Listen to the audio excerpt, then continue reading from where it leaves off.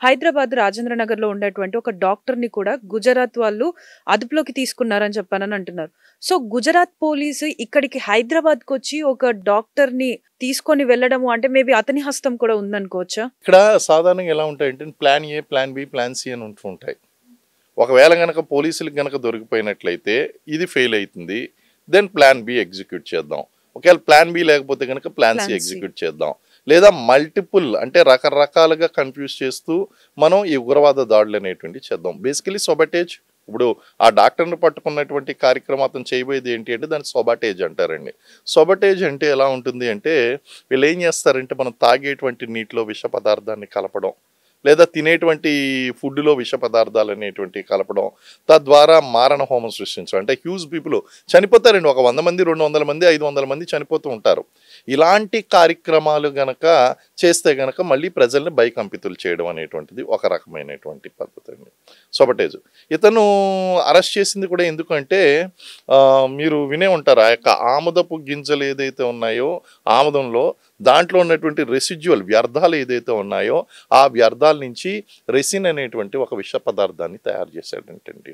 మరి ఎంత technical knowledge scientist లాగా ఎలా తయారు చేయగలిగాడు అంటే ఇతను చైనాలో ఎంబీబీఎస్ చేశాడు. చూడండి ఓకే. అది కూడా ఎంత గొప్ప దేశమో. చైనాలో ఎంబీబీఎస్ చేసి వచ్చాడు. అండ్ చైనాకి పాకిస్తాన్కి ఉన్నటువంటి రిలేషన్స్ ఆ యొక్క అవుట్ఫిట్ని ఏ విధంగా టెర్రరిస్ట్ అవుట్ఫిట్స్ని వీళ్ళు ప్రోత్సహిస్తున్నారు అనేటువంటిది ఇండియాకి ఎగ్నెస్ట్గా మనకు అందరికీ తెలిసిందే. అండ్ చైనాలో ఎంబీబీఎస్ చేసి వచ్చాడు. ఈ విష పదార్థాన్ని తయారు చేశాడు. తయారు చేసిన తర్వాత దాన్ని ప్రజల మీద ప్రయోగించి మారణ హోమం సృష్టిద్దామని చెప్పేసి ఒక అంచనా వేశారు. మొత్తం ముగ్గురున్నారు. గుజరాత్ పోలీసులు రావడం, వీళ్ళని అరెస్ట్ చేయడం, వీళ్ళని తీసుకుని వెళ్ళడం. అంటే దేశంలో ఈరోజు కొత్త ఏం కాదండి ఇలా అరెస్ట్ చేయడం. మీరు చూడండి దేశంలో ఎక్కడ ఉగ్రవాద చర్యలు జరిగినా మీకు నల్గొండలో దాని యొక్క రూట్స్ కనిపిస్తూ ఉంటాయి. లేకపోతే గనక ఆదిలాబాద్‌లో మీకు వేరే కొన్ని స్టేట్స్‌లలో కనిపిస్తుంది. వేరే వేరే ప్లేసెస్‌లో వీటి యొక్క రూట్స్ అనేది వీళ్ళంతా కూడా తీవ్రవాదులు అనేటువంటి వాళ్ళు ఎప్పుడూ యాక్టివ్‌గానే ఉండరండి. కొంతమంది డొసైల్‌గా కూడా ఉంటారు. డొసైల్ టెర్రరిస్టులు కూడా ఉంటారు. వీళ్ళని స్లీపర్ సెల్స్ అంటారు. Sleeper cells. మన మధ్యలోనే ఉంటారు. మనతో మాట్లాడుతూ ఉంటారు. మన చుట్టూనే తిరుగుతూ ఉంటారు. మనకి తెలియదు.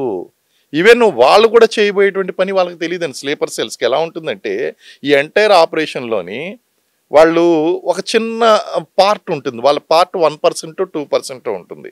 మొత్తం 100% టెర్రరిస్ట్ యాక్టివిటీ ఉంటే వాళ్ళ యొక్క రోలు ఒక 0.5% కానీ 1% కానీ 2% కానీ ఈ స్లీపర్ సెల్స్కి ఇస్తారు. మొత్తం ఓవరాల్ ప్లాన్ అనేటువంటి తెలియదు. ఒకవేళ వీళ్ళు దొరికిపోయినా సరే వీళ్ళు మొత్తం ప్లాన్ అనేటువంటిది వాళ్ళు చెప్పరు. వాళ్ళకి చెప్పలేరు. తెలీదు. చెప్పడం తెలీదు, కాదు చెప్పలేరు. చెప్పలేరు. వాళ్ళు చెప్పినా సరే అది చాలా చిన్న పాట. అప్పుడు అక్కడి నుంచి పట్టుకుని ఈ దర్యాప్తు సంస్థలు నెలల కొద్దీ ఇన్వెస్టిగేట్ చేస్తే రోజుల కొద్దీ ఇన్వెస్టిగేట్ చేస్తే అప్పుడు మనకు ఆ లింక్స్ అనేటువంటివి అర్థమవుతాయండి. ఆ డాట్స్ కనెక్ట్ చేసుకోవాల్సి ఉంటుంది.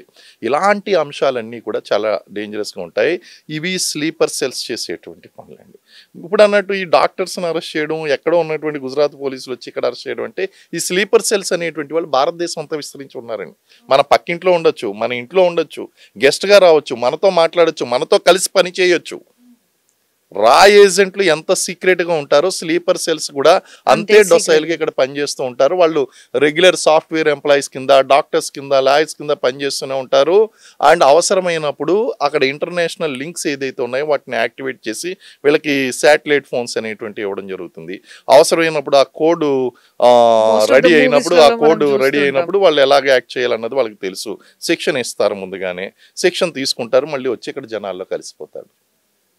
సో ఇలాంటివన్నీ కూడా జరుగుతుండడం వలన ఈ టెర్రరిస్టులు అనేటువంటి వాళ్ళు చాప కింద నీరులాగా భారతదేశం మొత్తం విస్తరించారు.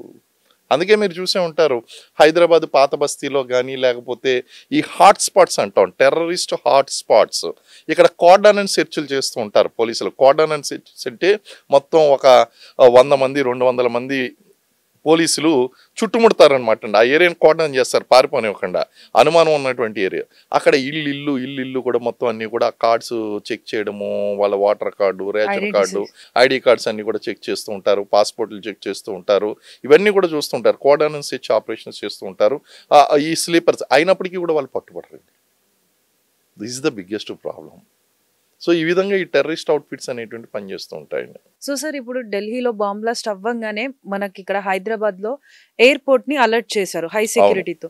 సో అంటే అంటే ఢిల్లీ తర్వాత నెక్స్ట్ మన హైదరాబాద్ లో బ్లాస్ట్ జరిగే ఛాన్సెస్ ఏమైనా ఉన్నాయని ఇంత సెక్యూరిటీ పెడుతున్నారా? నాట్ ఓన్లీ హైదరాబాద్ అండి, మీరు తీసుకోండి ముంబై కావచ్చు, కలకత్తా కావచ్చు, చెన్నై కావచ్చు, హెవీ క్రౌడెడ్ ప్లేసెస్ ఏదైనా సరే టెర్రరిస్టులకి సాఫ్ట్ టార్గెట్స్ అండి. ఫస్ట్ ప్రయారిటీ ఏరియాస్ అవి బస్ స్టాండ్లు, ఎయిర్పోర్ట్లు.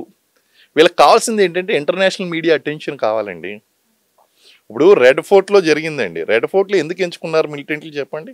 ఒకటే not only that crowded place అనేటువంటిది కాకుండా దేశ రాజధాని, ఎంబసీస్ ఉన్నాయి, ఫారెన్ ఎంబసీస్ ఉన్నాయి, ఈ ఫారెన్ మీడియా అంతా కూడా అక్కడే ఉంటుంది, యుఎన్ రిప్రజెంటేటివ్స్ అక్కడే ఉంటారు. అక్కడ ఇన్సిడెంట్ జరిగిందనుకోండి ఇమీడియట్గా వీళ్ళందరికీ కూడా తెలిసిపోతుంది, వాళ్ళకి ఈజీగా ప్రచారం లభిస్తుంది. ఇప్పుడు మన హైదరాబాద్ కూడా ఇంటర్నేషనల్ సిటీనే. It is not less than this thing. National level అనడానికి లేదు. హైదరాబాద్ అంటే ఈవెన్ ఇంటర్నేషనల్గా అందరికీ తెలుసు హైదరాబాద్ అంటే.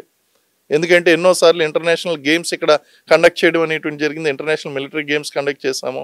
అలాగే మన ఐసీసీకి సంబంధించినటువంటి గేమ్స్ అన్నీ కూడా ఇంటర్నేషనల్ అన్నీ కూడా చేసాం. అలాగే వరల్డ్ వైడ్ బిల్ గేట్స్ దగ్గర నుంచి అందరూ కూడా హైదరాబాద్ అంటే ఏంటి, ఇక్కడ సిలికాన్ సిటీ అంటే ఏంటి, హైదరాబాదు మన హైటెక్ సిటీలో ఉన్నటువంటి ఆ కంపెనీస్ గురించి, వరల్డ్ క్లాస్ ఎంఎన్సీ సాఫ్ట్వేర్ గురించి అందరికీ తెలుసండి. సో ఇలాంటి ప్లేస్ని కనుక టార్గెట్ చేస్తే వాళ్ళకి ఈజీగా వచ్చేస్తుంది. కాబట్టి వీళ్ళు ఏం చేస్తారంటే మనం ఇమీడియట్గా అలర్ట్ కావడానికి గల కారణం సాధారణంగా మీరు గతంలో కూడా అబ్జర్వ్ చేసి ఉంటారు, సీరియల్ బ్లాస్ట్స్.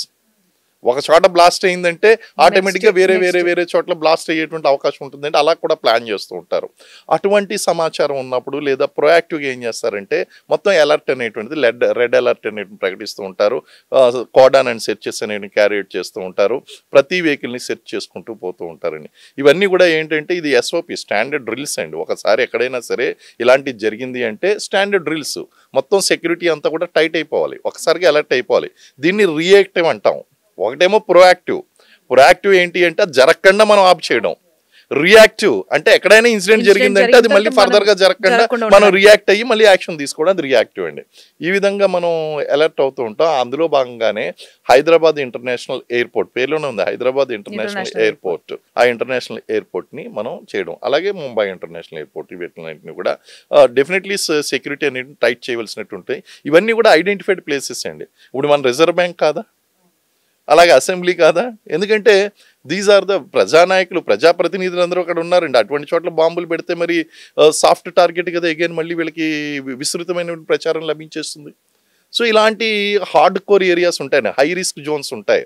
ఈ హై రిస్క్ జోన్స్ అన్నీ కూడా జాగ్రత్తగా కాపాడుకోవాల్సినటువంటి పరిస్థితి మనకు కనిపిస్తుందండి. ఇటువంటి సాక్షి టీవీ ప్రసారాలను నిలిపివేయడం చట్టరీత్యా నేరం. సాక్షి టీవీ ప్రసారాల కోసం మీ స్థానిక కేబుల్ ఆపరేటర్ని వెంటనే సంప్రదించండి. డిటిహెచ్లో, ఇంటర్నెట్లో కూడా సాక్షి టీవీ ప్రసారాలను వీక్షించవచ్చు.